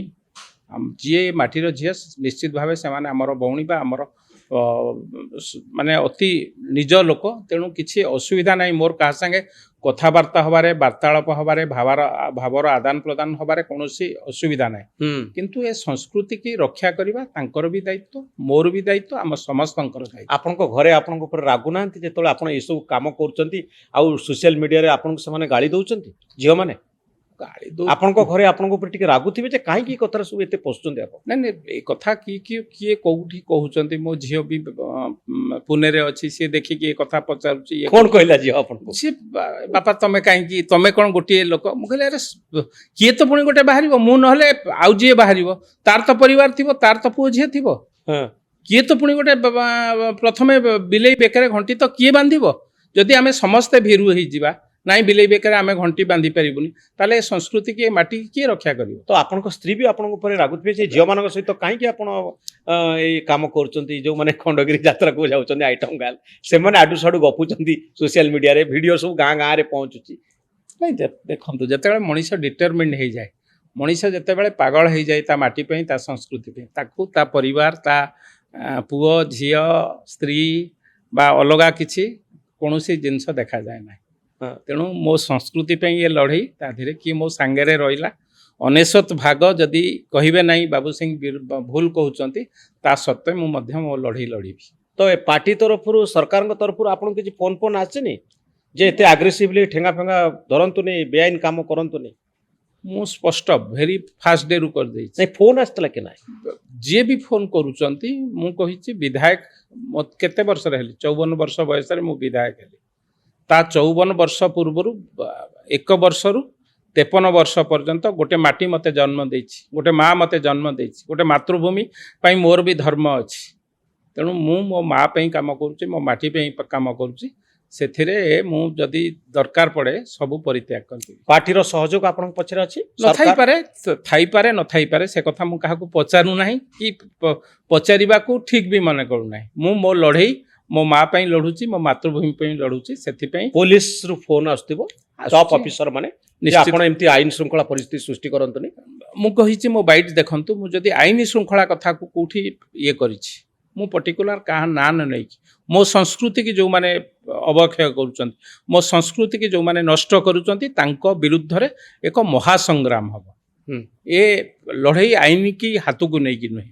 ଆଚ୍ଛା, ଯେଉଁମାନେ ନାଚୁଛନ୍ତି ସେମାନେ ଦେଖାଯାଉଛନ୍ତି, ଯେଉଁମାନେ ତାଙ୍କୁ ନଚଉଛନ୍ତି ସେମାନଙ୍କ ଉପରେ କ'ଣ ଠେଙ୍ଗା ପରା ହେବା ଉଚିତ ନୁହଁ? ନାଇଁ, ମୁଁ କହିଦେଇଛି, ସେ କଥାରେ ମଧ୍ୟ ମୁଁ କହିଦେଇଛି, ଆମେ ସମସ୍ତେ ଦୋଷୀ। ଯେଉଁମାନେ ନାଚୁଛନ୍ତି, ଯେହେତୁ ସେମାନେ ସିଧାସଳଖ ନଗ୍ନତା ପ୍ରଦର୍ଶନ କରୁଛନ୍ତି, ଯେଉଁମାନେ ଦେଖୁଛନ୍ତି ବା ଭିଡ଼ିଓ ଉଠାଉଛନ୍ତି ସେମାନେ କ'ଣ ଦୋଷୀ ନୁହଁ?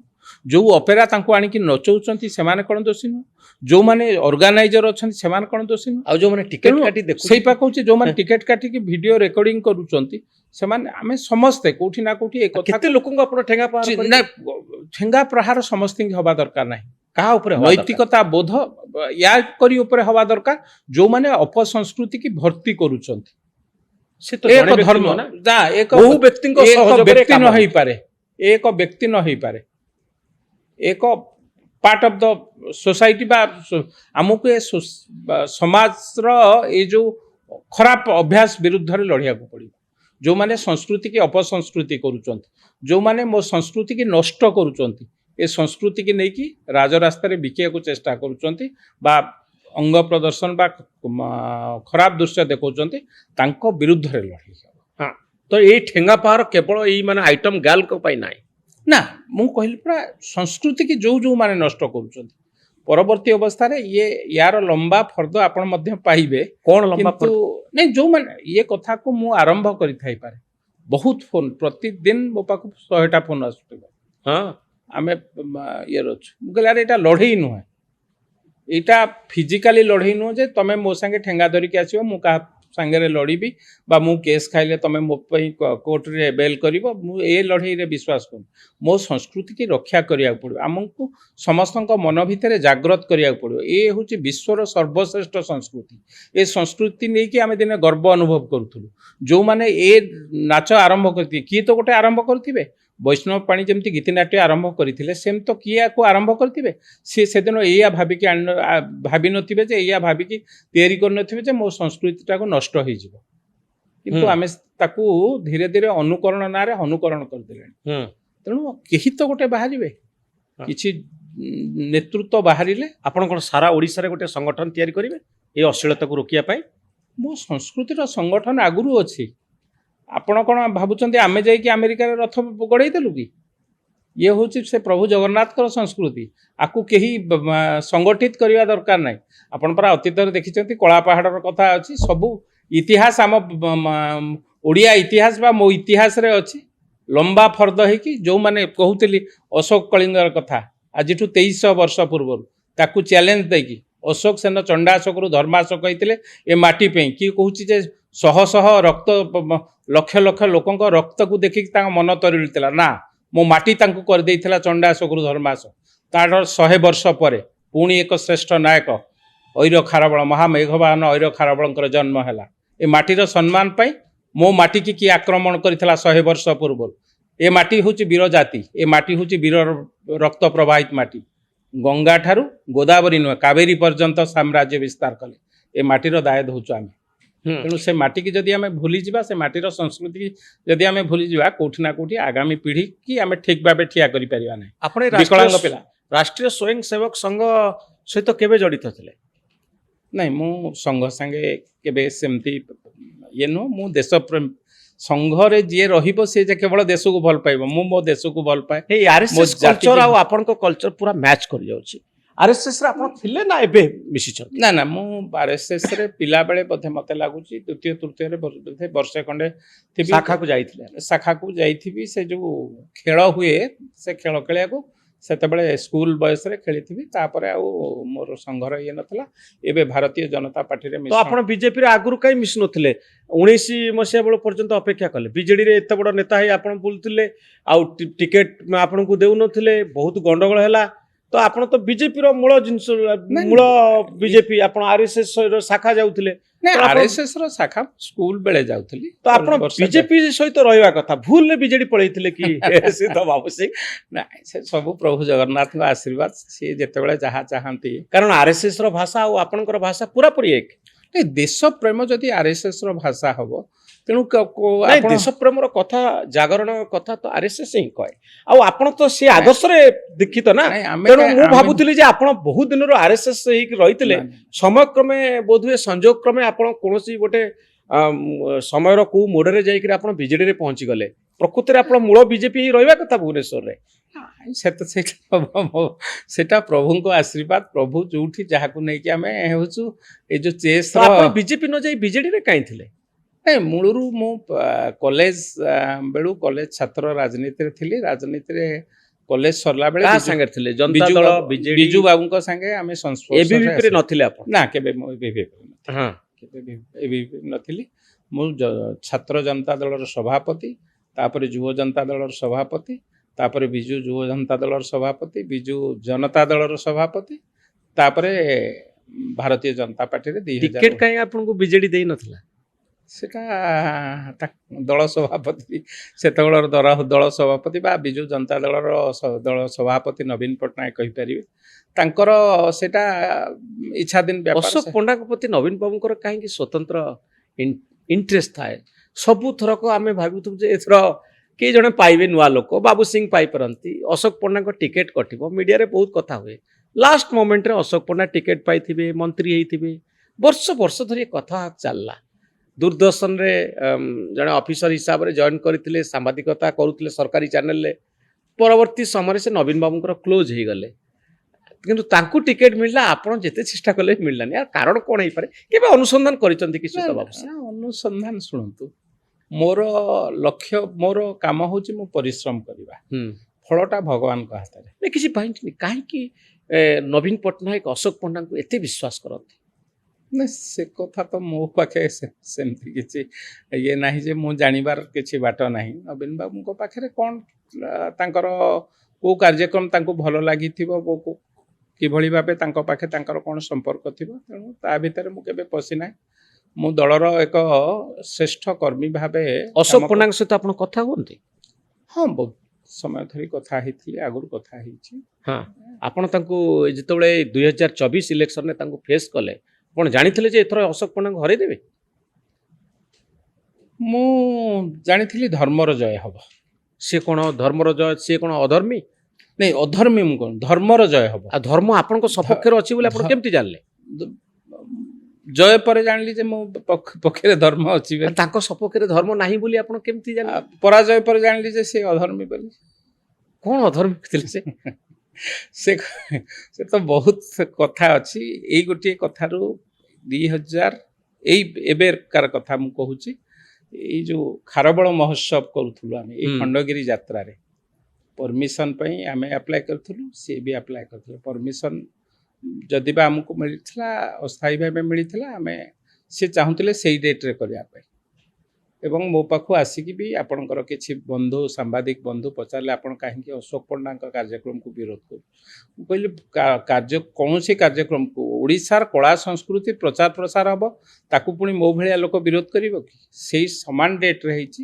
ମୁଁ ଚାହୁଁଛି ଅଶୋକ ପଣ୍ଡା ମୋ ମଞ୍ଚକୁ ଆସିକି ମଧ୍ୟ ସଂସ୍କୃତି ସପକ୍ଷରେ କୁହନ୍ତୁ ବା ସଂସ୍କୃତି ପାଇଁ କୁହନ୍ତୁ, ଏବଂ ସିଏ ଯୋଉଠି କରୁଛନ୍ତି ମୋତେ ଯଦି ଡାକିବେ ତାହେଲେ ମୁଁ ଯିବି। ତେଣୁ ଆମେ ହଉଛୁ ସଂସ୍କୃତର। ସେ ଆସିଲେ ନା ନାହିଁ? ଆସିଲେ ନାହିଁ, ଆସିଲେ ନାହିଁ କି ମୋତେ ମଧ୍ୟ ଡାକିଲେ ନାହିଁ। ଇଲେକ୍ସନ ହାରିଲା ପରେ? ନା, ଏଇ 4 ଦିନ ତଳ, 4-5 ଦିନ ତଳ କଥା। ଏବଂ ଶୁଣନ୍ତୁ, ମୁଁ ଆଉ ଗୋଟେ କଥା ମଧ୍ୟ ସ୍ପଷ୍ଟ ଭାବେ ଆଗରୁ କହିଥିଲି, ଅଶୋକ ପଣ୍ଡା ମୋର ପ୍ରତିଦ୍ୱନ୍ଦ୍ୱୀ ହେଇଥାଇ ପାରନ୍ତି, ସିଏ ବିଜୁ ଜନତା ଦଳର ପ୍ରାର୍ଥୀ ହୋଇଥାଇ ପାରନ୍ତି, କିନ୍ତୁ ମୁଁ ଜିତିଲା ପରେ ମୁଁ ହେଉଛି ବିଧାୟକ ଟୋଟାଲ ଏକାମ୍ର ନିର୍ବାଚନ ମଣ୍ଡଳୀ।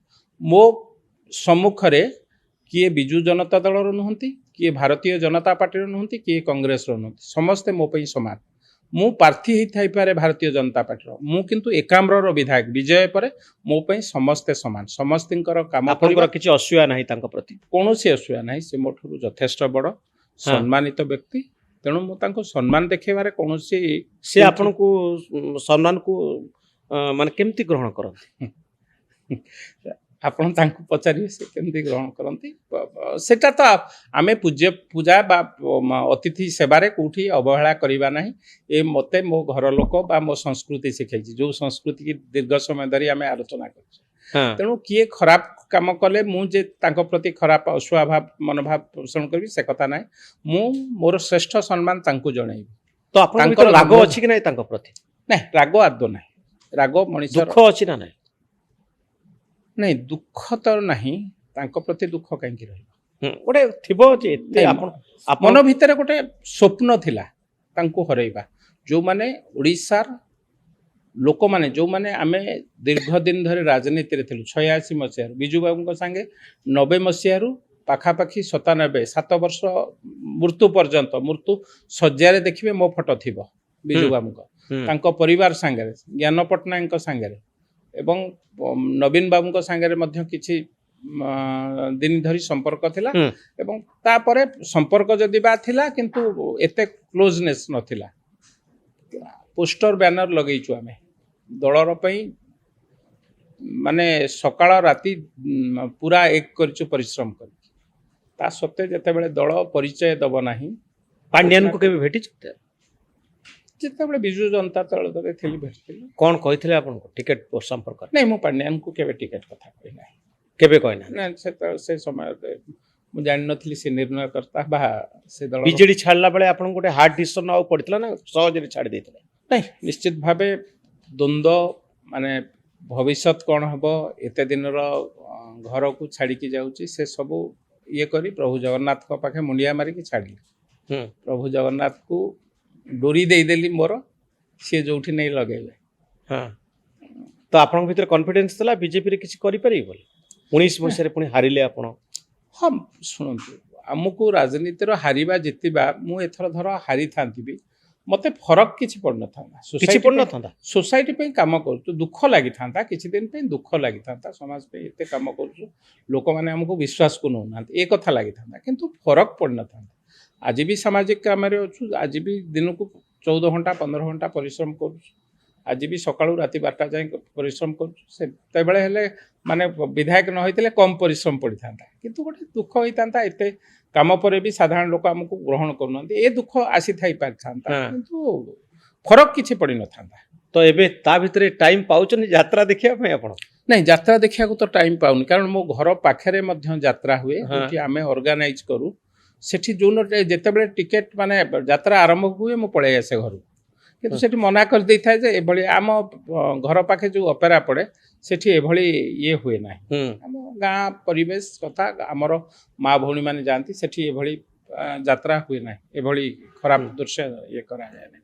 ତ ଆପଣ ଭାବୁଛନ୍ତି କି ଏଇ ଯୋଉ ଠେଙ୍ଗାର ପ୍ରଭାବ ପଡ଼ିଲା ଆଉ ଖଣ୍ଡଗିରିରେ ଏଥର ଆଇଟମ ଡ୍ୟାନ୍ସ ବନ୍ଦ ହେଲା, ଏଇଟା ଆପଣଙ୍କର କୃତିତ୍ୱ ବୋଲି ଭାବୁଛନ୍ତି? ନାଇଁ ନାଇଁ, ମୋ କୃତିତ୍ୱ ନୁହଁ, ସବୁ ପ୍ରଭୁ ଜଗନ୍ନାଥଙ୍କର ଆଶୀର୍ବାଦ। ମୁଁ ଗୋଟେ ମାଧ୍ୟମ ହେଇଥାଇପାରେ, ମୁଁ କହିଥାନ୍ତି, ନହେଲେ ଆଉ ଗୋଟେ କି କହିବ, ମୋ ପରେ ଦେଖିବେ ଆଉ ବହୁତ ବନ୍ଧୁ ଆସିବେ। ଆମେ କେତେବେଳେ କାହା ମାଧ୍ୟମ, ସମାଜକୁ ସଂସ୍କାର କରିବା ପାଇଁ କିଏ କେତେବେଳେ କ'ଣ କହିଥାଇପାରେ, ଆମେ ନିର୍ଣ୍ଣାୟକ ବ୍ୟକ୍ତିତ୍ୱ ନୁହଁ। ଆମେ ପ୍ରଭୁଙ୍କ ଆଶୀର୍ବାଦରେ ସଂସ୍କାର କରିବା ପାଇଁ ବା ଏ ସଂସ୍କୃତିକି ରକ୍ଷା କରିବା ପାଇଁ କେତେବେଳେ କ'ଣ କହିଥାଇପାରୁ, ସେତେବେଳେ କୋଉଠି କୋଉଠି ଆମେ ମଧ୍ୟ ଭୁଲ ଠିକ୍ କହିଦେଇଥାଇପାରୁ। ସେଥିପାଇଁ କେତେବେଳେ ଆମକୁ ଦଣ୍ଡ ଭୋଗିବାକୁ ଅଛି, ଦଣ୍ଡ ଭୋଗିବୁ, କେତେବେଳେ ନାଇଁ ଠିକ୍ କହିଛୁ ବାହାବା ବି ମିଳିପାରେ, ବାହାବା ମିଳିବ। ତେଣୁ ଦଣ୍ଡ ବା ବାହାବା ପାଇଁ ଆମେ ଆଦୌ ବ୍ୟସ୍ତ ନୁହଁ, ବିବ୍ରତ ନୁହଁ, କିମ୍ବା ଖୁସି ପାଇଁ ଆମେ ଅତିକା ଆତ୍ମହରା ମଧ୍ୟ ହେବା ଉଚିତ ନୁହଁ। ମୋ ସଂସ୍କାରକୁ ରକ୍ଷା କରିବା ଦାୟିତ୍ୱ ମୋର, ସେଥିପାଇଁ ମୁଁ ନିଶ୍ଚିତ ଭାବେ। ମୋର ଲାଷ୍ଟ କ୍ୱେଶ୍ଚିନ୍ ସୀତ ବାବୁ ସିଂ, ଜୀବନରେ ଆପଣ କେବେ କାହାକୁ ମାରିଛନ୍ତି? ବହୁତ ଥର ମାରିଛନ୍ତି? ହଁ, ଛାତ୍ର ରାଜନୀତିରେ ଯୋଉମାନେ ରହିବେ ନିଶ୍ଚିତ ଗଣ୍ଡଗୋଳ ହବ। ଚାପୁଡ଼ା ନା ବଡ଼ ଜୋରରେ ମାରିଛନ୍ତି? ନା, ବହୁତ ଜୋରେ ବାଡ଼େଇଛୁ, ମାଡ଼ ଖାଇଛୁ, ପୋଲିସ କି ବାଡ଼େଇଛୁ, ପୋଲିସ କି ଇଏ ଆନ୍ଦୋଳନରେ କୋଉ ମଣ୍ଡଳ କମିଶନ ଆନ୍ଦୋଳନ ବେଳେ ଗୋଟେ ସିଭିଲ ଡ୍ରେସରେ ମୋତେ, ମୁଁ ସେତେବେଳକୁ ଏକାମ୍ର କଲେଜ ସଭାପତି, ଜଷ୍ଟ ସଭାପତି ସରିଥାଏ, ସେ ସିଭିଲ ଡ୍ରେସରେ ଆସି ମୋତେ ବାଡ଼େଇ ଦେଲା। ମୁଁ ଆଉ ଜାଣିନି ସେ ଏସ୍ପି ବୋଲି, ମୁଁ 2-4 ଜାବଡ଼ା ଆଗ ଦେଇଦେଲି। ଏସ୍ପିଙ୍କୁ ବାଡ଼େଇଲେ ଆପଣ? ତେଣୁ ତାପରେ ଯାହା ହେଇଥିବ ମୋ ଅବସ୍ଥା, ଜେଲ ଯାଇଥିବେ ଆପଣ? ଜେଲ ଯଦି ବା ନଗଲି 100 ଖଣ୍ଡେ ସେନ ପାହାର ଖାଇଥିବି ପୋଲିସଙ୍କଠୁ। ଏସ୍ପିଙ୍କୁ ମାଡ଼ ପରେ 100 ପାହାର ଖାଇଲେ। ତେଣୁ ଇଏ ଗୋଟେ। ତ ମୁଁ କିନ୍ତୁ ବୟସ ବଢ଼ିଲା ସଙ୍ଗେ ସଙ୍ଗେ କଲେଜ ଲାଇଫ ପରେ ଆଉ କାହାକୁ ମାରି ନଥିବେ?